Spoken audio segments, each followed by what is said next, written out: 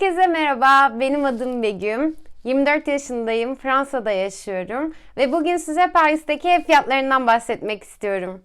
Francophone qui me suit, vous pouvez activer les sous-titres en bas, ce côté ou ce côté-là, quelque part.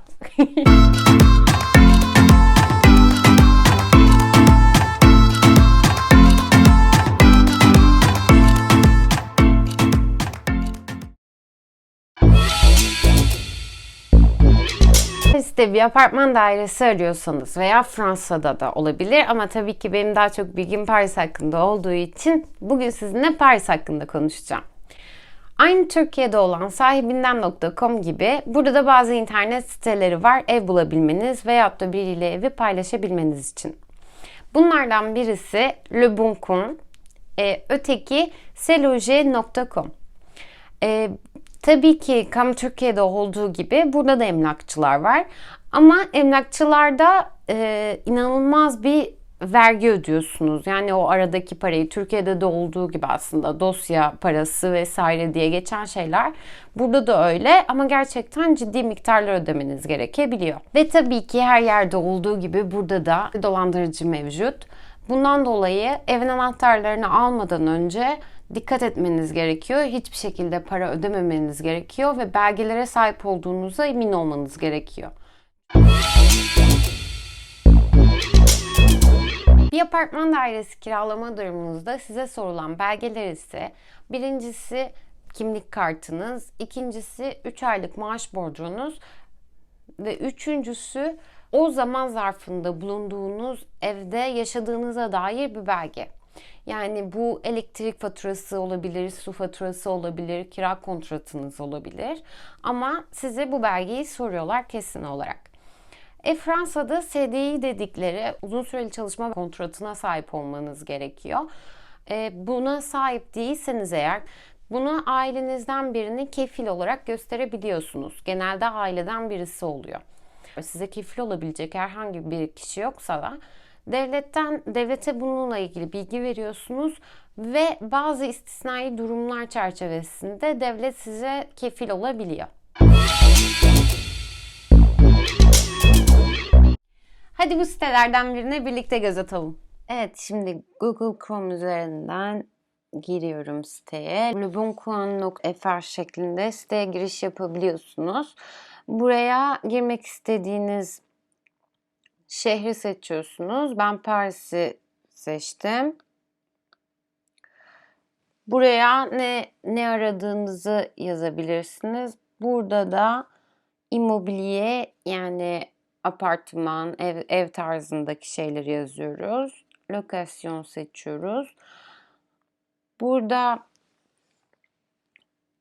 kira olarak ne kadar girmek istediğinizi yazabilirsiniz. Ben ilkinde mesela size kendi evimi fiyatına nazaran size 800 euroya kadar ve daha aşağısı ne tarzda evler bulabileceğinizi göstereceğim.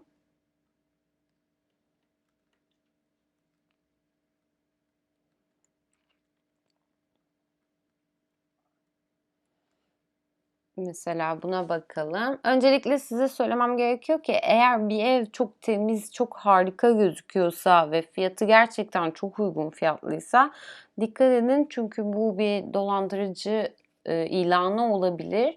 Genelde Paris içerisinde gerçekten uygun fiyatlı, çok büyük ve güzel evler yok maalesef. Burası örneğin işte mutfak kısmı bayağı küçük. Gördüğünüz gibi işte ocak diyebileceğimiz bir şey var. Tuvaleti bu şekilde. Normalde tuvaletleri dışarıya, evin dışarısına koyuyorlar. Burası fena değilmiş mesela. 750 euro. Tabii ki mobilyasız. 21 metrekare. Fena değilmiş. Onun dışında mesela burası var 430 euro, 428 euro. 11 metrekare. Evet. Bu gerçek bir ilan mesela bu. Dolandırıcı ilanı değil. Burası duşsuz bir yer. Bu arada da mesela bu enerji klasmanlarına falan dikkat etmek gerekiyor. Çünkü bu ne kadar aşağıda olursa demek oluyor ki ay sonunda siz o kadar çok ödeyeceksiniz. Ne kadar A'ya yakın olursa o kadar iyi, o kadar az ödüyorsunuz. Mesela burası var. Burası da minik tatlı bir eve benziyor. Ha, burası hiç fena değil. Ben bile taşınabilirim yani.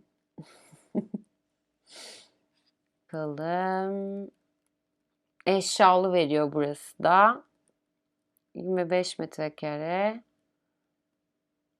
790 euro. İstanbul'daki evler gibi evlere bakalım. Şöyle 110-120 metrekare yaklaşık. Şunu temizleyelim.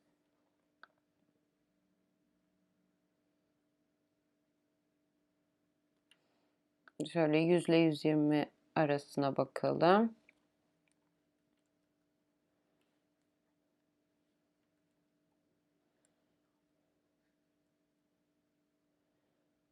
Mesela bu çok güzelmiş.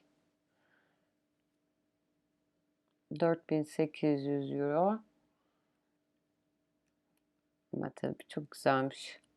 Burada asgari maaşın yaklaşık 1200 euro olduğunu düşünürsek tabii birazcık çok pahalı.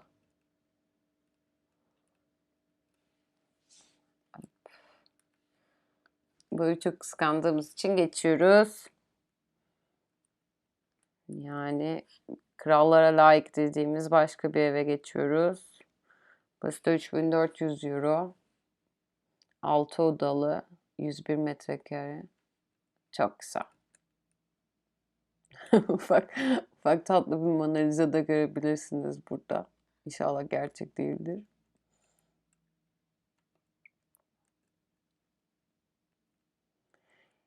Yani tabii insan biraz gerçekliğini sorguluyor bu tür evlerin.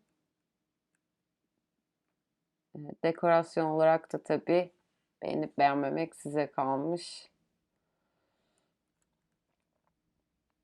Ama onun dışında her şehirde olduğu gibi Paris'te de zenginseniz yaşıyorsunuz. Yani tarihi anlamda zengin bir ev diyebiliriz. Bölge olarak tabii ki çok güzel bir bölgeymiş. Bir tane daha eve bakalım. 110 metrekare, 3000 euro. Mobilyasız bu sefer. Odaları büyük, aydınlık.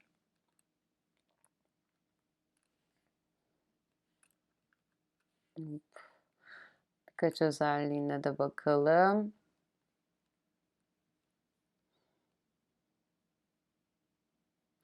Tabii ki böyle evlerde mesela 3000 euro olduğu zaman evin kirası size 3000 eurodan çok daha fazla para kazanıyor olmanız gerekiyor. Bu tabii ki onların söylemelerine bağlı ama bazen 2 katı, 3 katı daha fazla kazanıyor olmanız gerekiyor. Aynı zamanda da Paris'teki evlerde inanılmaz bir sıra var aslında. Bütün belgelerinizi teslim ediyorsunuz. Ardından ev sahibi sizi seçerse eğer evi kiralayabiliyorsunuz.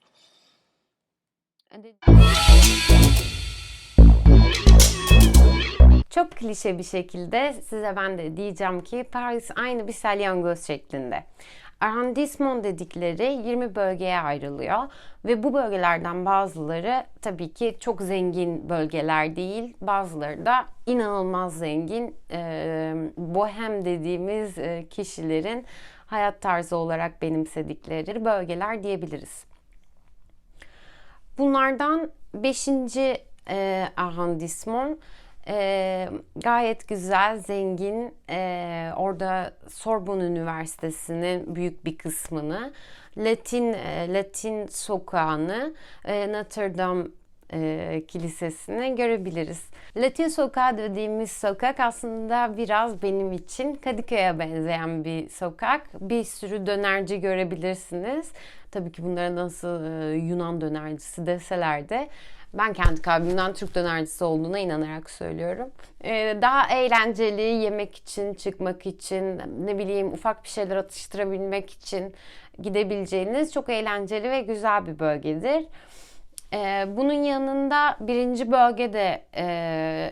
bölge de çok güzel ve zengin bir bölge. Daha çok lüks butiklerin olduğu veya Louvre Müzesi'nin olduğu bir bölge. Daha zengin kişilere hitap eden bir bölge.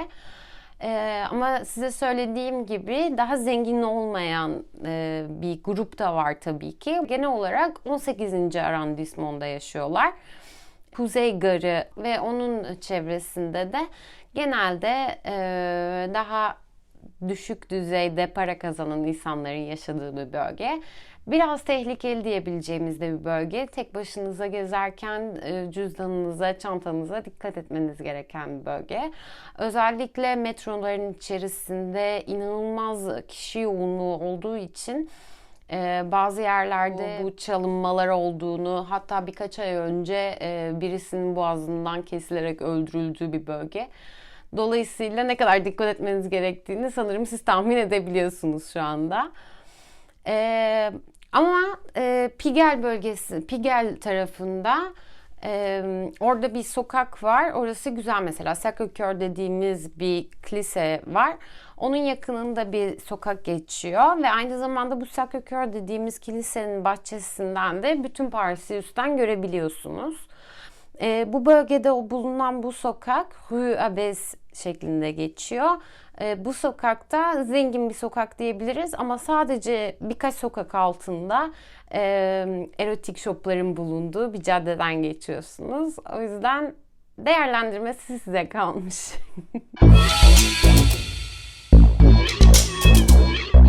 Dünyada kiraların yüksek olduğu ülkelerden birisi, başkent olması, metropolitan olması vesaire de buna çok destekleyici oluyor.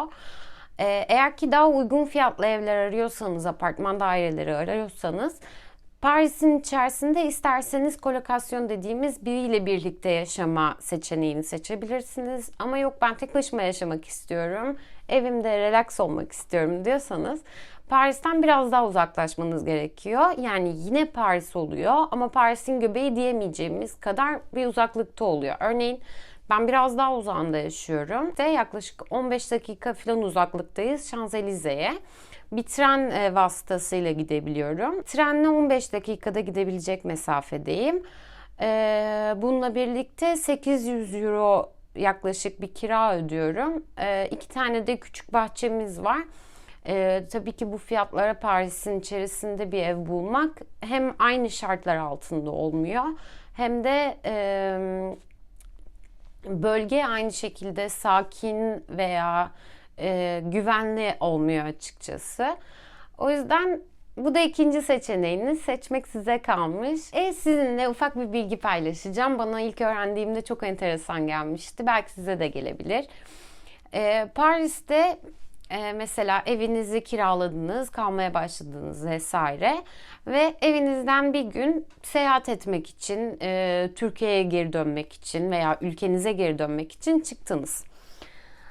Bu sırada evinize bir hırsız girdi ve evinizde 48 saat sanırım, 48 saatten daha fazla bir süre kaldı.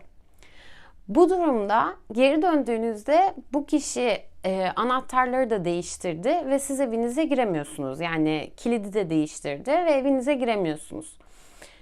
Bunun sonucunda yapabileceğiniz hiçbir şey yok. Polisi ararsanız da veya ne bileyim kapıyı da kırsanız sonuçta o kişi haklı oluyor ve evinizde kalmaya devam edebiliyor. Gerçekten çok şaşırtıcı çünkü Türkiye'de böyle bir şey yapsanız kapımı kırarlar, camımı kırarlar, duvarları kırıp evi tekrar mı yaparlar bilmiyorum. Ama burada böyle bir şey var. O yüzden Türkiye'ye geri dönerken bu beni biraz korkutmuyor mu? Korkutuyor. Ama yapacak bir şey yok tabii. Evi güzelce kilitleyip çıkıp gitmekten başka yapacak bir şey yok. Ama Paris'in içerisinde de mesela böyle daha uygun fiyatlı diyebileceğimiz evler bulunuyor. Çünkü bu kişiler o eve daha önceden giriyorlar, evin kilidini değiştiriyorlar, 48 saat yaşıyorlar ve bunun sonucunda o evde kalma hakkını sahip oluyorlar. Ve yaşamaya başladıkları evi de başka birisine kiralıyorlar. Sonuç olarak bu kişilere hiçbir şey olmuyor. Ve evi kiralayarak bir de bunun üzerinden para kazanabiliyorlar. O yüzden Paris'e taşınmak istiyorsanız da dikkatli olun. Evinize 2, 3, 4, 5 tane kilit alın. Kapılarınızı güzelce kapatın. Hadi bu sefer... Pour les Français... Bugün sizinle paylaşmak istediklerimin tamamı bu kadar. Umarım videoyu beğenirsiniz. Abone olmayı da unutmazsınız. Bir sonraki videoda görüşmek üzere.